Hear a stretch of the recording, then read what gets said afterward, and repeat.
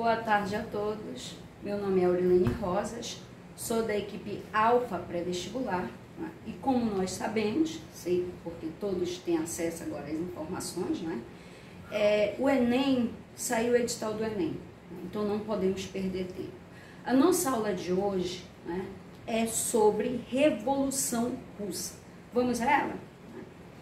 A Revolução Russa, a formação da ex-União das Repúblicas Socialistas Soviéticas. Para eu compreender a Revolução Russa, obviamente, eu tenho que recorrer a dados históricos, saber como era que estava a Rússia antes, não é, nesse período de final do século XIX. Vejamos.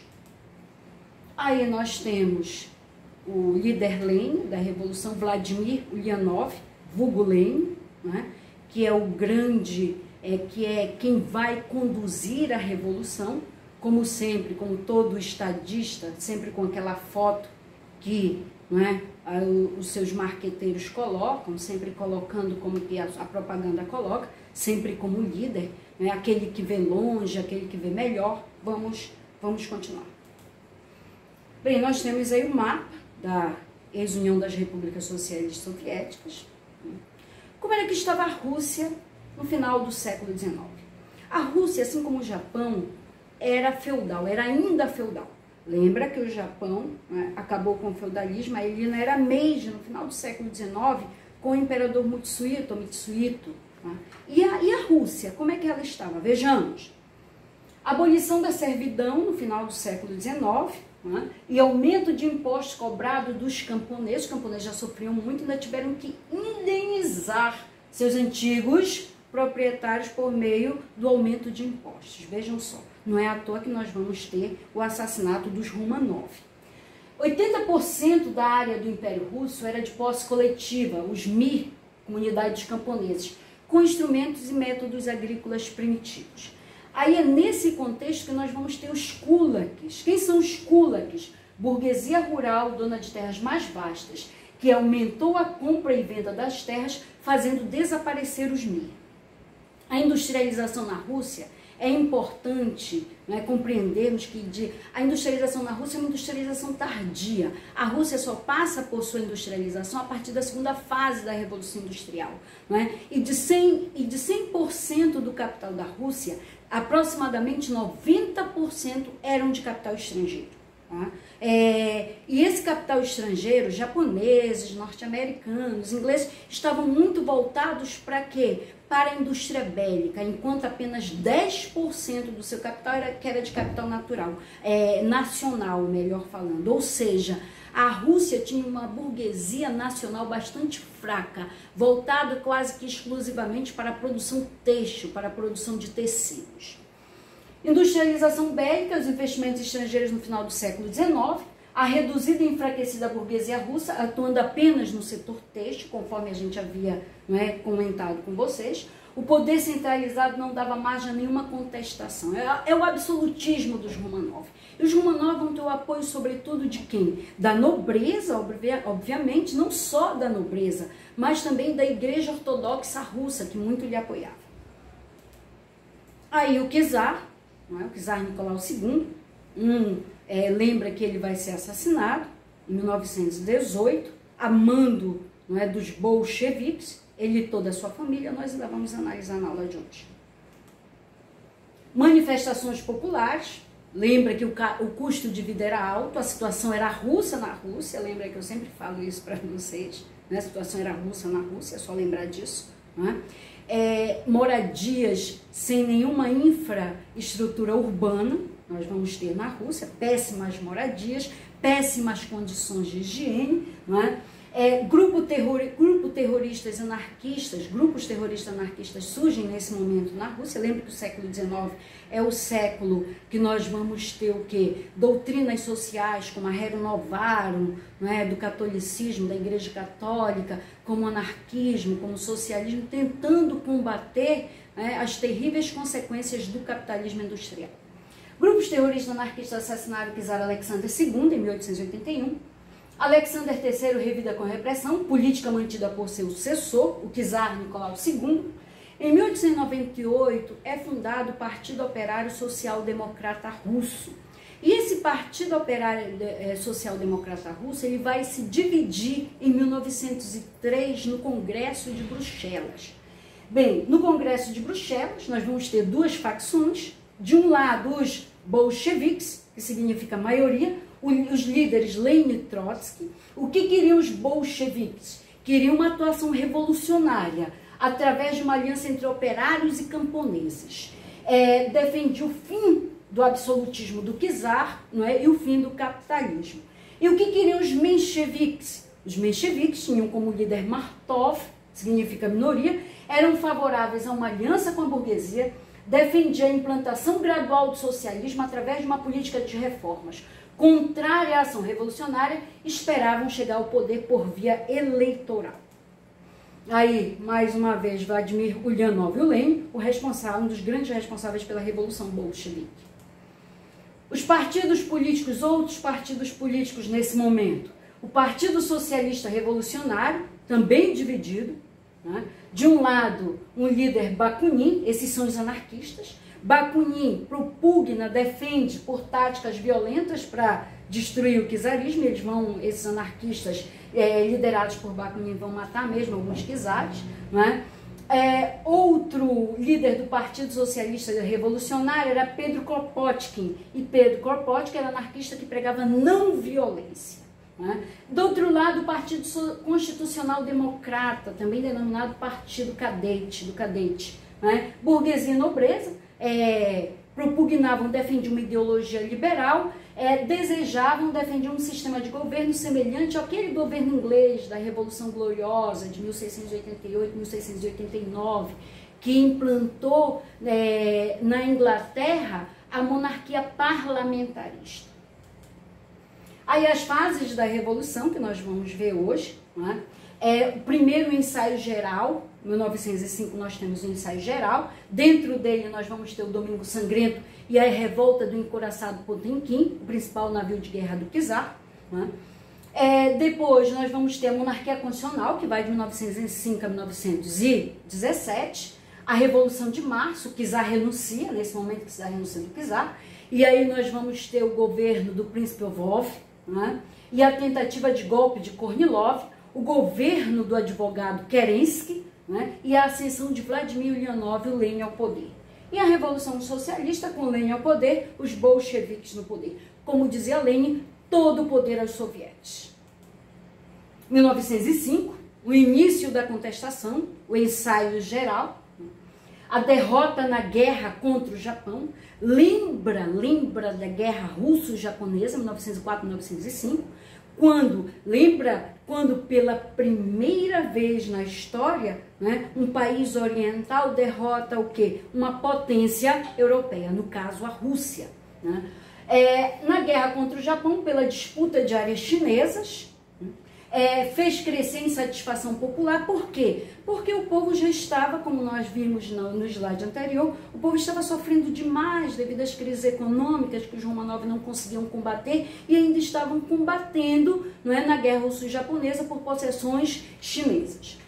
9 de janeiro de 1905 é o dia, não é, em que cerca de 200 mil pessoas se dirigem ao Palácio de Inverno do czar, em Petrogrado, do czar Nicolau II, para entregar-lhe uma petição, uma carta. O que objetivavam, não é? O que objetivavam essas pessoas? Redução da jornada de trabalho, constituinte por sufrágio universal e direto e fixação do salário mínimo. Lembra que como é que esses czares tratavam a questão social? Como uma questão de polícia. Não é à toa que nesse momento nós vamos ver o Domingo Sangrento. O que foi o Domingo Sangrento? Foi quando o czar manda os cossacos, sua tropa, contra o povo. Não é? E nós temos algumas dezenas de mortes, o que contribui ainda mais para aumentar a insatisfação do povo contra o czarismo. A crise continua. Logo depois do Domingo Sangrento, nós vamos ter aí a revolta do encouraçado Potemkin. O Potemkin era o principal navio de guerra do czar. O que foi a revolta do encouraçado Potemkin? É quando os marinheiros desse navio se revoltam porque não querem mais ir contra, não é? Ir contra os japoneses na guerra russo-japonesa. O Potemkin era um encouraçado, pertencente à frota russa do Mar Negro. Sua tripulação rebelou-se ao saber que seria enviada para lutar contra os japoneses. Os demais navios da esquadra não aderiram à revolta do Potemkin, cujos tripulantes acabaram refugiando-se na Romênia. Então veja bem, nesse ensaio geral nós temos duas características, dois fatos, melhor falando, que o vestibular pode vir a pedir. Qual seja ele no chamado ensaio geral?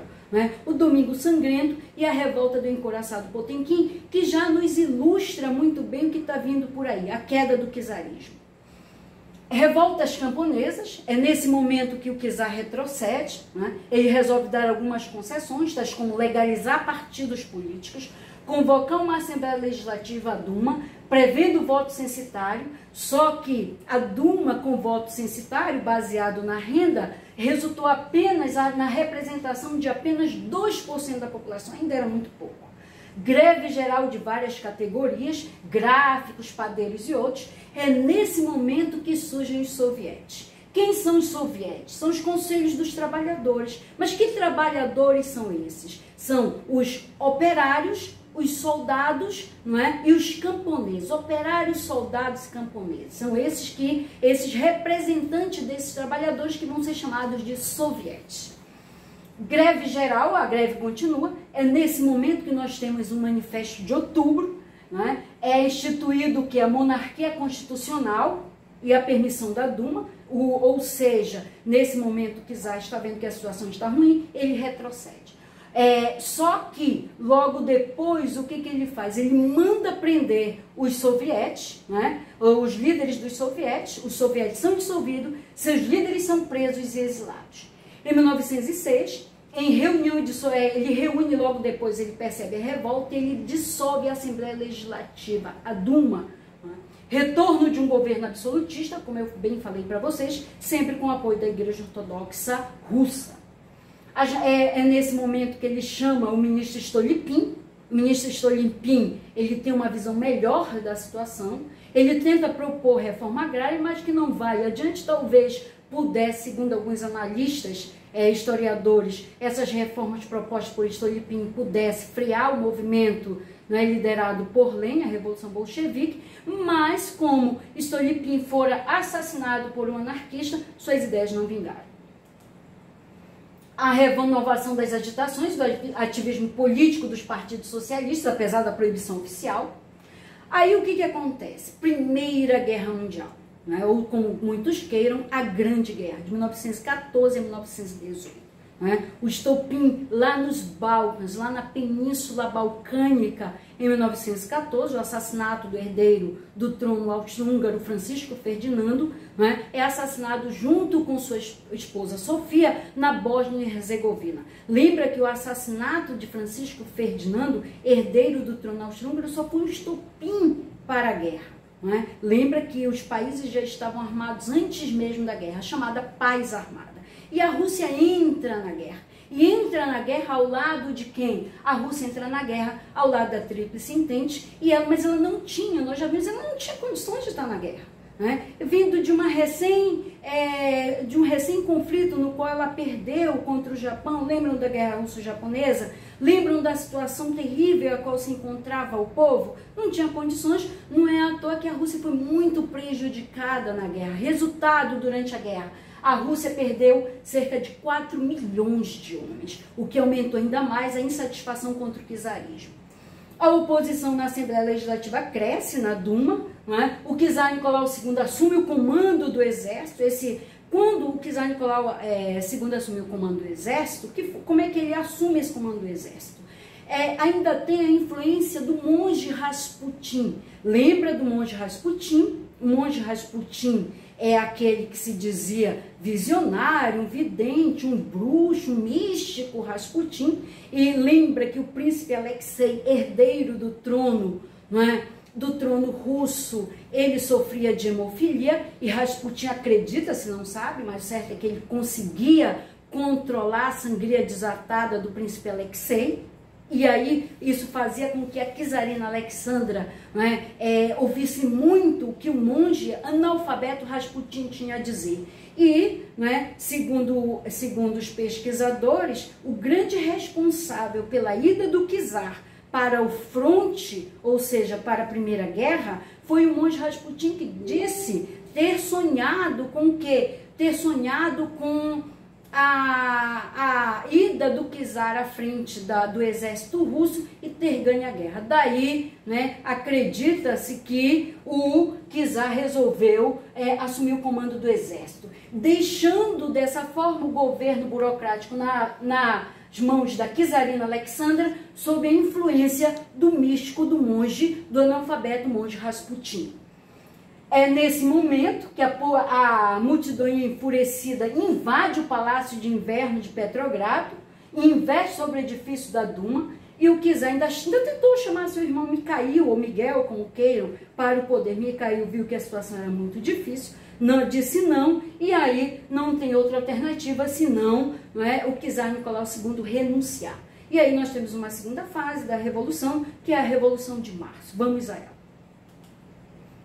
Nós temos uma foto de toda a família imperial, inclusive aqui nós vemos a princesa Anastácia. Para quem gosta da Disney aí, né, Anastácia não teria morrido, não. Infelizmente, né, vou destruir o sonho de algumas moçoilas aqui presentes, Anastácia morreu. Tá? Quando houve o fuzilamento dos Romanov, a mando dos bolcheviques, a mando de Lenin, em 1918, alguns meses depois do czar renunciar, né, acredita-se que as crianças não morreram imediatamente no fuzilamento. Por quê? Porque elas colocaram debaixo de suas vestes muitas joias, como diamante, como pérola, o que dificultou a entrada da bala. Né? E aí elas vão morrer, acredita-se, apauladas, tá ok? Aí o fim dos Romanov, tiro, baionetas e pauladas, né? Ekaterimburgo, para onde eles foram, para um sítio em Ekaterimburgo, para uma casa, né? 16 de julho de 2018, o czar foi acordado naquela manhã rapidamente, né, pelo seu médico, dizendo que haveria uma transferência deles para outra área. Não foi o que aconteceu, eles são chamados para o porão e lá eles vão ser fuzilados. Enquanto desciam os degraus que levavam ao subsolo da casa, 16 meses após a sua renúncia, né, ao trono do Império Russo, Nicolau olhava a esposa e filhos. A czarina Alexandra estava muito pálida, as 4 filhas sonolentas. O caçula Alexei, então 14 anos, garoto de 14 anos, debilitado, tinha os olhos fundos. Quando chegaram ao porão, os Romanov ouviram sua sentença. Alexandra, Olga, Tatiana, Maria Anastácia e Alexei foram fuzilados. Sobrou até para o médico o criado Alexei Trupp, a camareira Anna Demidova e o cozinheiro Ivan Karitonov, que acompanhavam a família. Né? Obviamente que os bolcheviques não vão dizer que fuzilaram ou mataram a pauladas todos Romanov. Resolveram dizer que o ex-czar fora assassinado, né, fora fuzilado, e o restante da família fora exilada em outro país, para não comprometer a sua popularidade. Aí o monge Rasputin, o místico Rasputin, vindo da fria Sibéria, aí Rasputin, né, o assassinato de Rasputin, é nesse momento que nós temos um pouco antes, enquanto o czar estava no poder, né, lembra que ele foi para o fronte de batalha na Primeira Guerra, é neste momento que ocorre o assassinato do monge Rasputin, atribuído a quem? É um sobrinho do czar, e nada foi feito contra o sobrinho do czar, o que contribui ainda mais para a crise e a queda dos Romanov. Governo provisório do príncipe Wolf, né, dos sovietes, março a setembro de 1917, tentando ganhar o apoio das massas, o novo governo adotou uma postura liberal, decretando anistia política.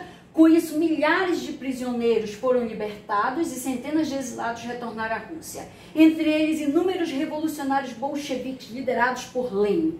Imediatamente começaram a ser organizados sovietes de operários, soldados e camponeses com vistas à realização da Revolução Socialista.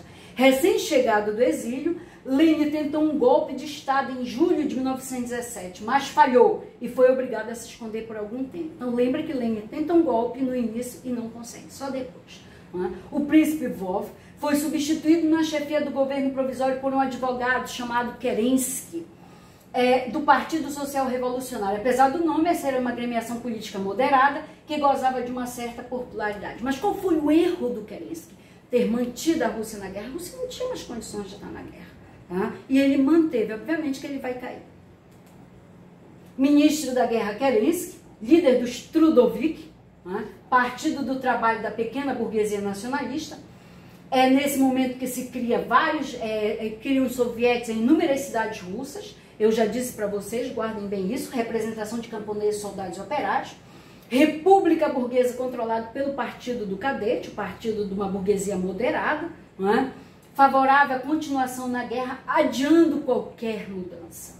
O governo se deteriora rapidamente, vai se deteriorizar rapidamente, devido à insistência de Kerensky em continuar na guerra contra a Alemanha, apesar de os anseios de paz da população e da impossibilidade da Rússia poder sustentar um conflito de tais proporções. Os bolcheviques, os partidos se confrontam nesse momento. Os bolcheviques queriam o quê? Confiscar as grandes propriedades, dar o controle das indústrias para os operários e a paz imediata com a Alemanha. Mencheviques e socialistas revolucionários divididos e indecisos. Aí vai ficar fácil para quem? Para Lenin chegar ao poder.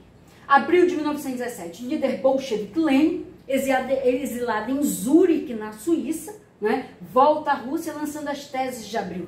Isso, o vestibular pede muito, que foram as teses de abril de Lenin, de 1917. Paz, terra e pão. Não esqueçam, paz, terra e pão. Paz imediata com a Alemanha. Lembra que quem está financiando o Lenin é o czar alemão, é o imperador alemão. Não é à toa que assim que ele assume o poder, ele faz o Tratado de Brest-Litovsk, perdendo inúmeras possessões para a Alemanha, mas retirando a Rússia da guerra. Paz, terra, ou seja, fazer reforma agrária, e pão, distribuir o que os operários produzem para o povo. República de Sovietes, nacionalização de bancos e propriedades privadas e saída imediata da guerra. É isso que Lenin quer. O agosto de 1917, a tentativa do golpe do general Kornilov é uma tentativa de golpe dentro do golpe. O general Kornilov tenta dar um golpe em quem? No governo do Kerensky, Aí é quando o Kerensky chama quem para unir as forças? Chama os sovietes. Lembra que quem dominava os sovietes? Os bolcheviques. Ou seja, Kerensky dá arma para os sovietes. Os sovietes conseguem realmente acabar com a tentativa de golpe do general Kornilov, mas dão um golpe em quem? Em Kerensky. Os bolcheviques passam a ser majoritários, controlando os sovietes a partir de agosto e setembro. Todo o poder aos sovietes. Após a queda de Kornilov, os sovietes, controlados pelos bolcheviques, dão um golpe em Kerensky e Lenin assume o poder. O governo provisório é deposto e os bolcheviques assumem o poder. Os bolcheviques no poder devido às seguidas derrotas da Rússia na guerra, ao aprofundamento da crise econômica e à crescente satisfação social, e a não concretização das reformas prometidas pelo czar. 25 de outubro de 1917, queda do governo provisório do Kerensky. A Revolução de Outubro de 1917, ou setembro, como queiram alguns, devido ao calendário. Setembro de 1917, Trotsky, líder do Soviete de Petrogrado, organiza a Guarda Vermelha, a milícia revolucionária. Reforma agrária feita por camponeses, criação de comitês de fábricas, soldados e marinheiros desrespeitam ordens oficiais, todos querem a imediata passagem do poder aos sovietes, que é o que vai acontecer. Kerensky perde todo o apoio político. 26 de outubro de 1917, Lenin é eleito presidente do Conselho dos Comissários do Povo. Os bolcheviques, que controlavam o Soviete de Petrogrado, criam um comitê militar revolucionário. Os bolcheviques finalmente tomam o poder. Um assalto ao palácio do governo, conduzido por soldados bolcheviques, resultou na fuga de Kerensky, que conseguiu se refugiar nos Estados Unidos. Algumas dezenas de jovens cadetes pereceram nas escadarias e salões do palácio, tentando defender seu líder que fugia. A Duma foi dissolvida e o poder foi assumido por um conselho de comissários do povo chefiado por Lenin. O novo governo convocou imediatamente uma Assembleia Constituinte. As eleições se realizaram em condições caóticas, os bolcheviques dominavam Petrogrado, Minsk e Kiev, ou seja, os grandes núcleos urbanos estavam sob o poder dos bolcheviques. Mas seu poder estava longe de ser estável nas vastidões do agonizante Império Russo. Assim, as eleições deram maioria ao partido dos não-bolcheviques, a partidos mais moderados, digamos assim. A Assembleia Constituinte reuniu-se em Petrogrado em janeiro de 1918, por um único dia. Com provada hostilidade da maioria dos deputados ao Conselho dos Comissários do Povo, Lenin ordena o fechamento. Começava a ditadura comunista com todos os seus desdobramentos. A paz com a Alemanha, a paz em separado com a Alemanha, o Tratado de Brest-Litovsk, a guerra civil entre brancos e vermelhos, entre o Exército Branco e o Exército Vermelho, a socialização, freada temporariamente pela nova política econômica, a luta pelo poder entre Trotsky e Stalin. Quem vai ganhar essa luta pelo poder é o Stalin, que após a morte de Lenin vai subir ao poder. Lembra que Stalin vai perseguir muito o Trotsky, chegando a mandar matá-lo no México em 1940. A luta pelo poder entre Trotsky e Stalin, e enfim a ditadura stalinista, que vai de 1928 a 1953, uma das mais sangrentas de todo o século 20. Muito obrigada. Próxima aula nós continuaremos com a Revolução Bolchevique.